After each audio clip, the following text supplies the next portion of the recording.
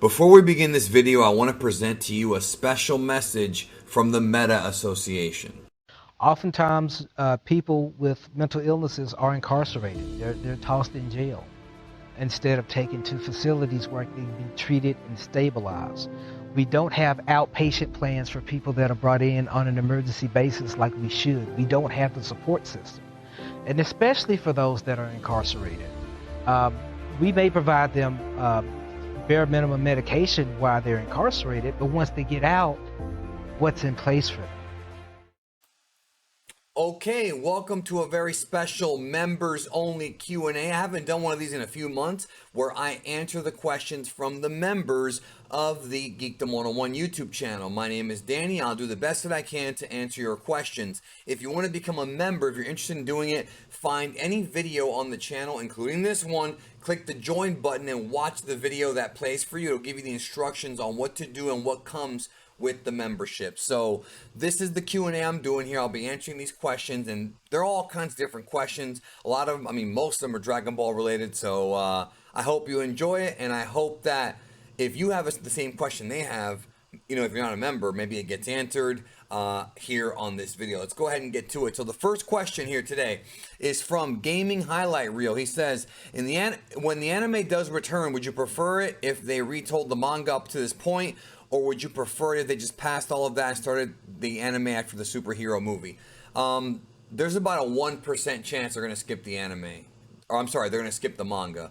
Maybe 5% chance at most. I don't see how that's even possible, considering that so much has happened in the Granola and in the Moro arcs as far as Vegeta and Goku's evolution of power. To skip that and just assume that the fans internationally know what that is would be a very big mistake, and it's not going to happen. Toriyama helped co-write those stories, and if they're going to do an anime, then they're going to have whatever Toriyama helped co-write, because they slap his name on everything. So no, they're not going to just skip all of that. That would actually be a very foolish thing to do. They should, not only should they adapt the Moro and Granola arcs and whatever the next arc is, they should also change them around and make them different. Maybe do a little bit of filler here and there, maybe, you know, a birthday party, you know, stuff they used to do back in the day in Super, and then get to, like, you know, the good stuff and maybe move some stuff around, change it to improve it. Then again, it could be worse. I mean, manga and anime with Super varies as far as what's better. So, I guess I would prefer if those stories got adapted, because they need to be adapted and fixed. Derek Wanglikowski says, if you continue to stream on Twitch, where do you see it going in terms of games you'd be interested in playing on a stream? I'll play a lot of different things, bro. I played arcade games on my Twitch. I've played old school RPGs on my Twitch. I played Uncharted. I played Spider-Man. I'll play anything as long as it's good and entertaining for the people, you know. I'm willing to be open-minded about it, you know, but I prefer to play games that are, you know, not too, like, the RPGs that I play are, like, usually rare, only because those games are hard to stream. You gotta play stuff that's, like, kind of more action, you know, quicker, more action-oriented for me. But the RPGs give me time to talk to y'all, and that's always fun. That's twitch.tv/Big D Geekdom 101, as you can see right up there. So check me out there if you want to see more of me. There you go.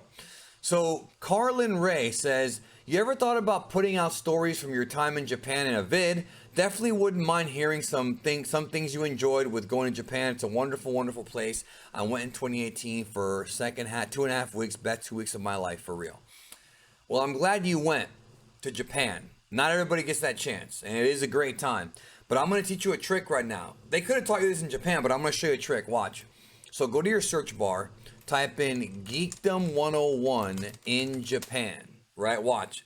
Boom! What do we get? Not one, but 2 videos about Japan. 2.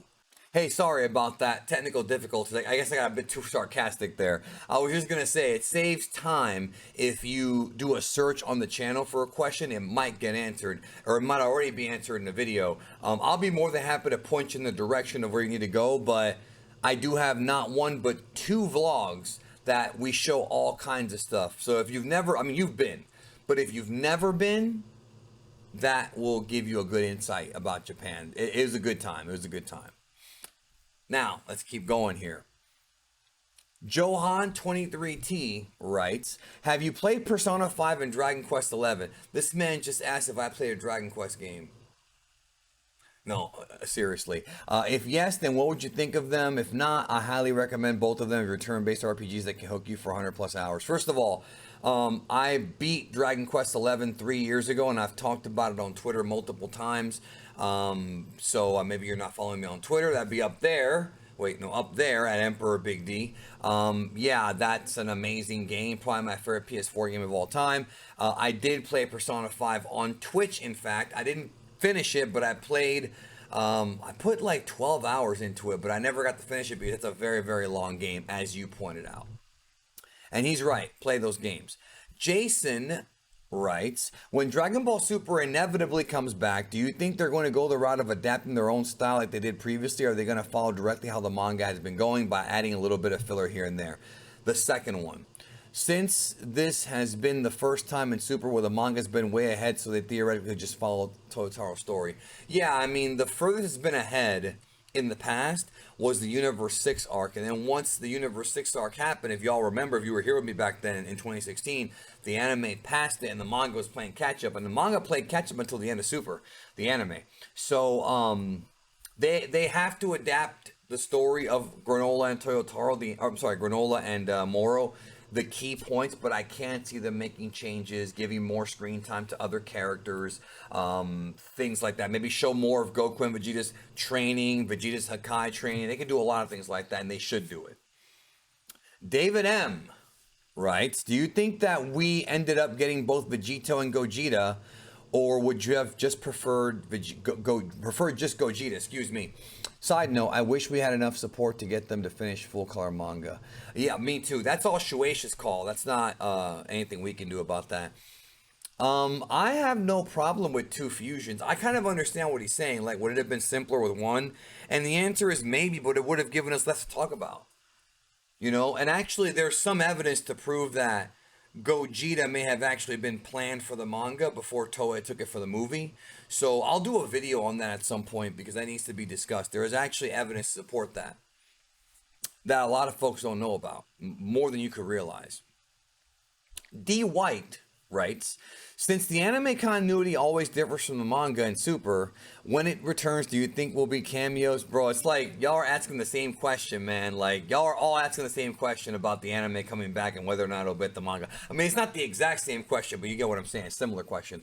Do you think there will be cameos of Broly and Frieza? I don't think that the manga's done, bro. I think we're going to see them again.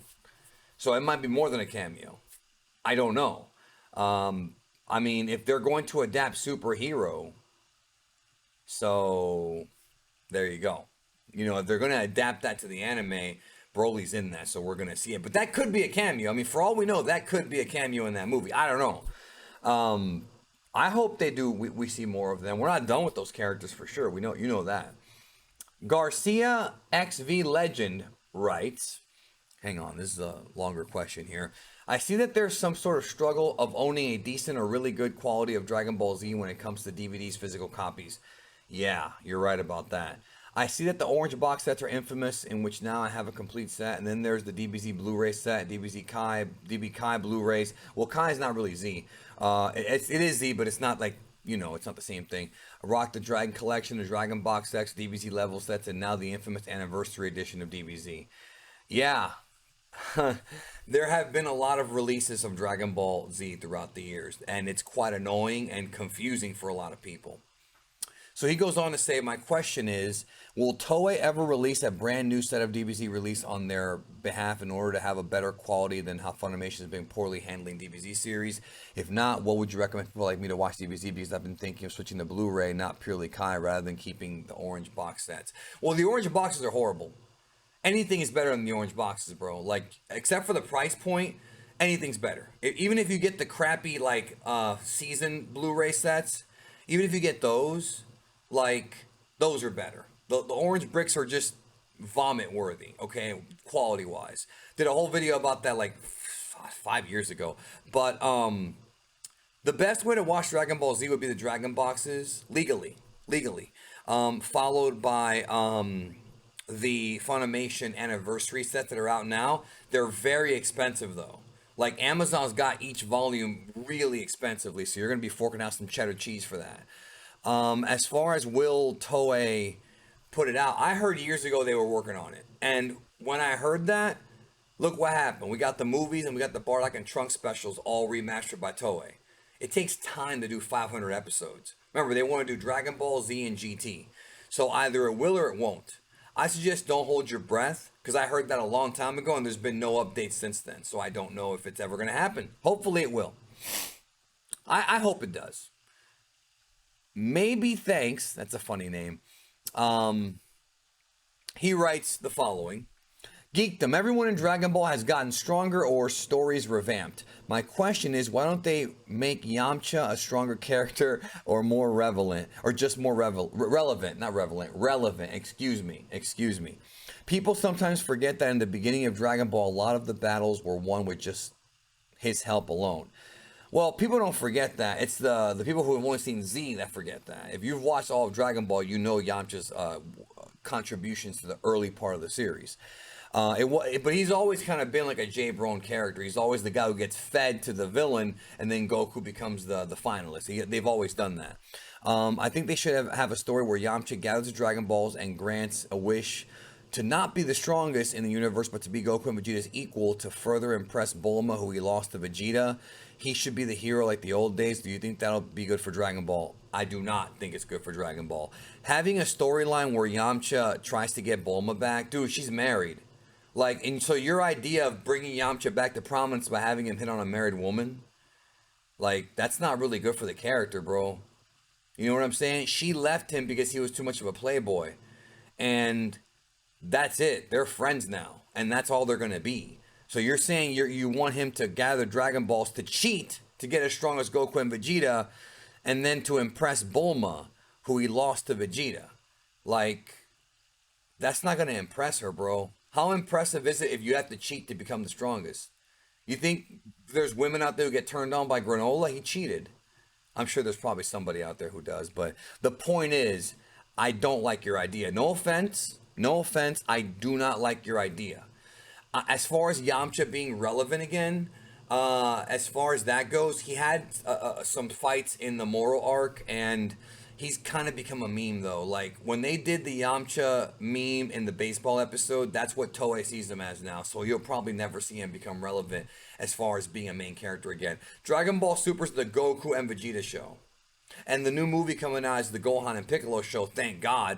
But it's probably not going to go past that until we have the uprising of Oob, Goten, Trunks, and those characters. Then it could. But I just don't see Yamcha ever again becoming a main like fighter. I just don't see that. He wasn't even in Tournament of Power, so I don't see that happening. Mom goes grocery. I like the character though. Mom goes grocery shopping. Y'all got some great screen names. Writes, do you think the bad writing of the Dragon Ball Super manga is due to too many cooks in the kitchen, or is it mostly Toyotaro's fault? Keep up the great work, Daddy Geekdom. It's Toyotaro's fault and Toriyama's fault. There's not too many cooks in the kitchen. It's literally Toriyama and Toyotaro. Victory Uchida contributes some stuff, but it's those two. Dragon Ball Super, the anime, that was too many cooks in the kitchen. You had two showrunners that would change all the time. You had multiple writers. Every episode had different writers. If you want to talk about too many cooks in the kitchen, the Super anime is the one that had that problem. The Super manga, I think the issue with it is Toriyama can't write a story the way he used to. He just can't. And Toyotaro never could. You know, and I hate to say that. People are going to get mad. That's my honest opinion. Deal with it. Like, Toriyama's way past his prime, in my opinion. And Toyotaro is... if Toriyama's a has-been, Toyotaro's a never was. I'm sorry, but he is. I'm not saying I hate the manga. I'm not saying I hate everything. There's things I like, things I don't like. But as far as it being to the quality of the old Dragon Ball manga, it's just not happening. Like, nothing in Super is ever going to hit that level of emotion and power. Like, nothing. Like, nothing's done it for me except maybe some scenes here and there. 109 and 110 of the anime, Broly, some of the highlights. Some Moro stuff has. But as far as having an arc like the Saiyan arc or like the Piccolo arc, I just don't see that happening again. I hope I'm wrong. I hope I'm wrong on that. And I hope that we do get some fresh blood and that maybe Toyotaro improves. And then that way, everything can be better. Wandering Ronin with the last question of the Q&A today. What happened to Piccolo in the movies after BoJack Unbound? He wasn't in Broly's Second Coming, Bio Broly, Future Reborn, or Wrath of the Dragon. You're killing me with the dub names, man. I'm just kidding, but I hate those names. I've wondered this for years since Wrath of the Dragon was the first movie I saw. I don't know. Basically, I couldn't even tell you. Piccolo at that point, after the Cell Saga, became he wasn't really a fighter. I mean, how many times did he fight in the Buu Saga? Like, he helped Gotenks out, and that's it. So, they probably felt like there was no point in putting him in the movies. He's not really a fighter anymore. That's a question for Takao Koyama. You might want to reach out to him on Twitter if he's still answering Dragon Ball questions. I don't even know if he is. If not, I'll try. Because he would know the answer. He's the writer of the movies. My guess is that that's the reason. Piccolo just wasn't relevant at all. Now, I feel like despite that, he should have at least been in Fusion Reborn and Wrath of the Dragon. Especially Wrath of the Dragon. He should have had a cameo there because Gohan has so much screen time. Why not have Piccolo just appear there? But I guess during Hirudegarn's rampage, he was just up in the Sacred Temple or whatever with Dende, just, I don't know, watching. Like, I agree with you. He should have done something, you know, and at least, you know, the last two. In my opinion. I mean, you had that scene in the second Broly movie where Krillin dressed up like him to be a gag. That's fine. Can't complain. Then the third Broly movie was really about Goten, Trunks, 18, and Krillin and Satan. And I like that. It's a different cast. But I do agree that Piccolo, conspicuous by his absence, it was noticeable. That's it for the Q&A. Thank you once again. Have a great day. I love you guys. As always, take care of yourself and each other. Always. Love you. See you soon.